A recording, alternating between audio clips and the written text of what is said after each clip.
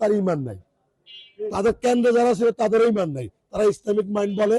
এইসব কমপ্লেন করা গেলে তাদের ইমানের সবচেয়ে দুর্বলতা প্রকাশ করছে, আর অন্য কিছু না। আমি ঢাকা ৮ আসনের ৯ পল্টন কমিউনিটি সেন্টার ভোটার এবং আমি পুলিং এজেন্ট ছিলাম। জামাতের যেই পুলিং এজেন্ট ছিল ২ জন, বলতে তারা ২ জন ছিল, প্রত্যেকটা ৭টা বুথ, প্রত্যেকটা কেন তারা ২ জন করে ছিল। অন্য একজন এজেন্ট নিয়ে এসে না, একজন করে থাকার কথা ছিল। তারা ভোটটা আমরা একসাথে ৪:৩০ পর্যন্ত ভোট করছি। তখন থেকে তাদের তো ওই ৪:৩০ পর্যন্ত তাদের কোনো কমপ্লেন ছিল না। আমি স্টেশনটাও ৪:৩০ পর্যন্ত ওখানে ছিলাম কেন্দ্রের ভিতরে, কারণ আমি একজন পুলিং এজেন্ট। কিন্তু আমরা যেটা ভোট, আমাদের যে আত্মীয়স্বজন দেখছি ভোটের জন্য, বা আমাদের পরিচিত লোক, ৯ পল্টন মসজিদ গলি যে লোকগুলো আসছে, আমি ছোটবেলা থেকে ওখানে বড় হয়েছি, আমি দেখছি যে আমাদের ভোটার সংখ্যাই বেশি। কিন্তু রাত্রের ৯:৩০ বাজে যখন ভোটার যে সংখ্যাটা ডিক্লেয়ার করলো, মির্জা আব্বাস পেয়েছেন ৮৩৩, নাসিরউদ্দিন পাটোয়ারি পেয়েছেন ৭৩৬ ভোট। আমি ওটা শুনে বিশ্বাস করতে পারি নাই। উল্টো আমরা বলতে চাচ্ছিলাম যে এখানে ওনারা অনেক ভোট ২ নম্বরে করে কিনতে পারে, কিন্তু আমি ওটা কমপ্লেন করবো না, কারণ আমি ওখানে ছিলাম।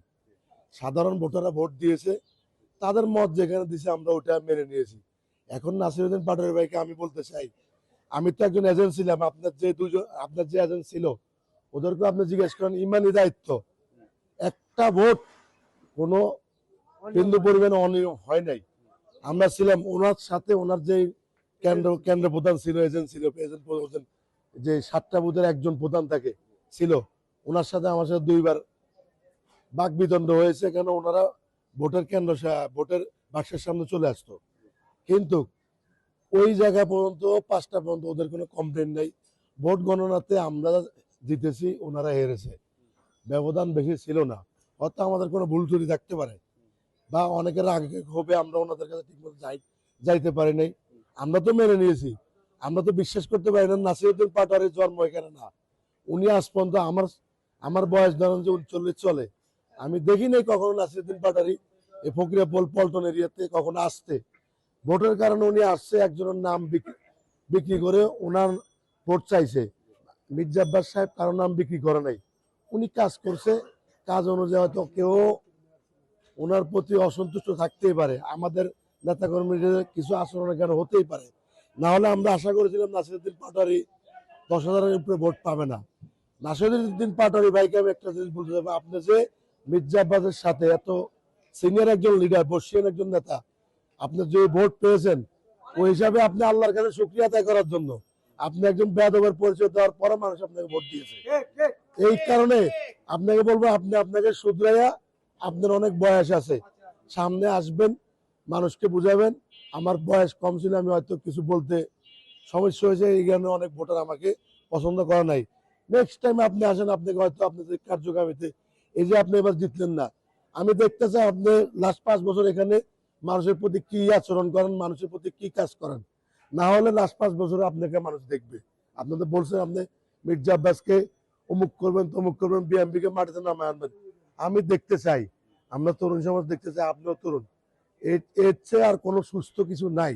আপনিও নিজে একজন সাংবাদিকতা করতেছেন, আপনি কোথাও মারামারি দেখছেন? দেখেন নাই। আমি ৪:৩০ পর্যন্ত ভিতরে ছিলাম, আমি বলতে পারি না। পরে আসার পরে মোবাইলও ছিল না আমার সাথে, বলতে পারি না। মোবাইল নেওয়ার পরে দেখলাম, রাত্রে ৮টা বাজে দেখলাম আমাদের বিভিন্ন ক্যান্ডিডেট ডিক্লেয়ার আসতেছে, আমরা হেরে গেছি। নাসিরউদ্দিন পাটোয়ারি ভাই এই জিনিসগুলা বলতেছে, ওনাদের ভোট রেগিং হয়েছে, কারচুপি হয়েছে, কিন্তু আল্লাহর হস্তে আপনিও মরবেন, আমরাও মরবো। এই যাবৎকালে আমি এই পর্যন্ত ৪টা ইলেকশন দেখছি, ভোট দেওয়ার সুযোগ পাইছি, কিন্তু জাতীয় নির্বাচন ভোট দেওয়ার সুযোগ পাইছি। আমি এই ফার্স্ট ভোট দিলাম, আর ২০০৮ সালে ভোট দিয়েছিলাম। আগে ভোট দিতে পারিনি, আমি এর পরও ভোট দিতে পারিনি। তো এর চেয়ে সুস্থ নির্বাচন আর কখনো হয় নাই। এই নির্বাচনটাকে আপনারা প্রশ্নবিদ্ধ করবেন না। আপনারা যে ভোট পেয়েছেন, আল্লাহর কাছে শুকরিয়া করে সামনে কাজ করেন, ইনশাল্লাহ হয়তো আপনারা সামনে জিততে পারেন।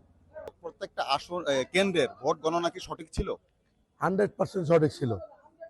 আপনি নিজে দেখেন, নাসিরউদ্দিন পাটোয়ারি যে ভোটটা পেয়েছে ৭৩৬ ভোট, আপনি ইমাজিন করেন সে কি কাজের কারণে ৭৩৬ ভোট পেয়েছে। কি কাজটা করতেছে? কোনো কাজ করে নাই, জাস্ট তার মুখের বলি। আর আওয়ামী লীগের আমার মনে হয় আমাদের ওই অঞ্চলে আওয়ামী লীগের কিছু ভোট আর সাধারণ তরুণ সমাজ আমাদেরকেও দিয়েছে, ওদেরকেও দিয়েছে, আমরা দেখেছি। কিন্তু একটা সমাজ নিরবে কি করেছে এটা আমরা বলার দরকার নেই।